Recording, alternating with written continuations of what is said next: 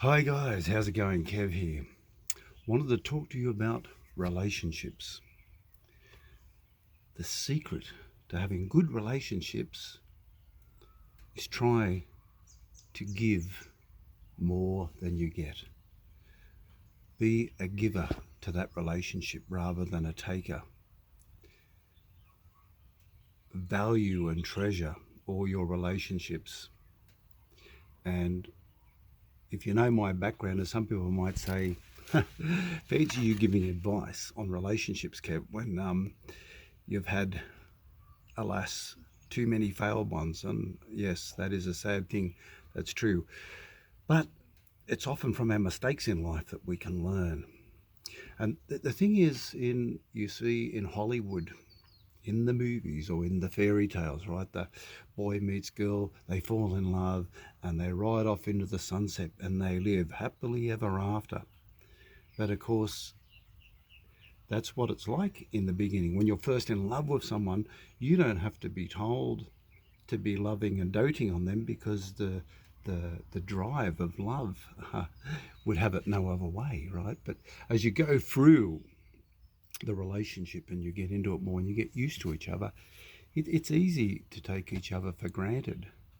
I mean, you look at any couple on their wedding day and you see so much amazing bonding and love, and it's a sad, sad thing that 50% of those people are going to end up in divorce, and oftentimes it's very bitter. So how do you go from such love to such unlove?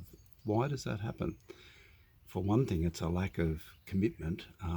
Love is a decision, not a feeling. And, as we go through life, we're not always going to feel love for someone, even those closest to us. I mean, you think of your spouse or your kids or your closest people you're closest to in the world. If you have an argument with them right there at that time, you're not feeling much love towards them. So don't base it on feelings.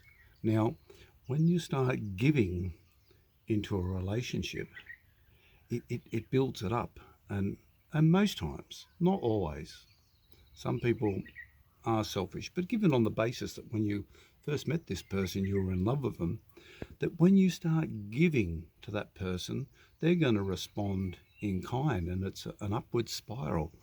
Generally, things in life, well, things can stay stagnant and they can grow or they can die. And so by working at a relationship, and don't just let it take care of itself, think of it how it was when you were dating, and just value that person. Be grateful that you've got that person in your life, that it's someone that you can love and someone that can love you, and try to never take that person for granted, and you'll see that your relationships will be much better for it. And if we're talking about husband and wife here, romance, make them feel special.